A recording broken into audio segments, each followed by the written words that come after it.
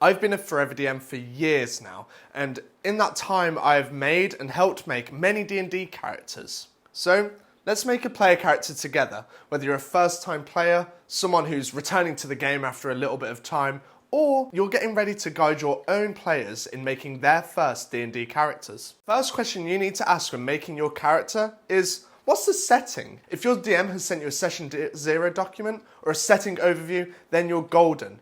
Have a look at what the setting is and what themes are being tackled or explored in the campaign. If your DM hasn't done that yet, then message them as soon as you can to get that information. There's nothing worse than making a whole character to perfection and then finding out it's a comedy romp through the Feywild. Now your brooding paladin carrying a pendant that contains the soul of his dead wife doesn't remotely fit. So, step 1, find out the setting so you can make sure your character fits. So we're going to go with a setting I adore, Eldritch Horror. We're going to make a character that fits with my campaign, Lortun. Shameless plug, I know. So Lortun is a continent ravaged by a foul pestilence that seeks out fresh bodies of water to infest. And while the plague was thwarted long ago, civilization still lives around water, which is still seen as a luxury. Now, that's something we can work with a little bit. Once something shouts out to you from your DM's setting, take it and run with it. Now's your time to be really creative about how that setting would play out in real life. For our example, the water being a luxury is the thing that I focused on.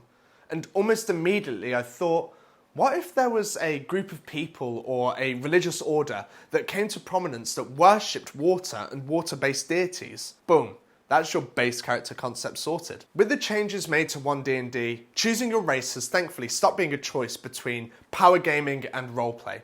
Now, you can get both. Your stat increases aren't tied to your race anymore, so you can play the exact fantasy that you want for your player, or character rather. So at this point, you can choose whatever race you want. The one that you like the most, you feel fits best with your character concept best, or has the best racial abilities. For me, I tend to go with character concept. And what better for a water-worshipping order than a race literally born from the elemental plane of water, the water genasi. I was thinking they would probably be treated as either a sort of celebrity, a commodity, or maybe they were even shunned for perceived failings around the time of this water-based plague. Either way, let's add in their relevant details into our character sheet.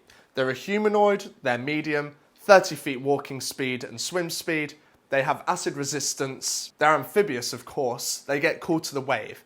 Now I'll add all the spells, but I'll also put down what requirements the spells have, so I know when I'm using them in session. Acid Splash, Create or Destroy Water, and Water Walk. And then I'll also add my Dark Vision to 60 feet. Useful. We also get a +2 and a +1 to our ability scores, but I tend to hold on to these for now and use them again later. The temptation here is then to go straight onto class, but hold that for just a moment. Now's a good time to get our background down because it makes selecting proficiencies way easier when you come to choosing your class ones. There are loads of backgrounds to choose from in 5e, but the one that fits our character concept best, remember, keep that in mind. What about if a religious order came to prominence that worshipped water and water-based deities? Is clearly Acolyte. Someone who spends their life in service of a temple or specific god. A quick Google search gives us Estitia, the primordial deity of elemental water and purification. That's really fitting given our Genasi heritage. So let's add in what we get from that. Proficiencies in Insight, Religion. We get 2 languages, so let's go for Primordial and Elvish. They fit quite well with our race and the world that we've built, and all of the equipment that comes with that background. Perfect. Now we can go for our class. The way that our character has come to life has led us to some clear choices for our class in itself, at least I think. Cleric and Paladin spring to mind as winners here, but in my head they seem to be more of a paladin. I guess I see them moving from area to area, vanquishing the plague and being more of an active participant in the conflicts and the affairs of the world. So let's give ourselves our proficiencies, all armours and shields, martial and simple weapons, our wisdom and charisma saving throws, and now our skill proficiencies. Our background feature gave us religion, so we'll take athletics and persuasion, both incredibly useful. Now we can choose some starting equipment. In my head, I always seem to envision a paladin with a greatsword. So we'll take a greatsword and a shield. We'll take the 5 javelins for some ranged potential, a priest pax because of our acolyte ways, and our chainmail and holy symbol of Vestitia. While we're not quite there yet, it's good to think about our oath. And with the vanquishing of plagues and evil, Oath of the Ancients is an obvious choice for our level 3 selection. While we're only starting at level 1 this time, it's a good idea to familiarise ourselves with everything that our character will gain and have an idea of what spells we might want to choose, what our oath gives us later down the line, and how our later abilities work. So take some time to have a good read, and then drop a like and subscribe, and let me know if a guide on how to level up specific characters and classes would be something that you're interested in. As a paladin, we get Divine Sense and Lay on Hands, which we'll put in our abilities area, and it's clear that while Strength is our primary combat ability, Charisma is our main spellcasting focus. That puts us nicely onto our next step.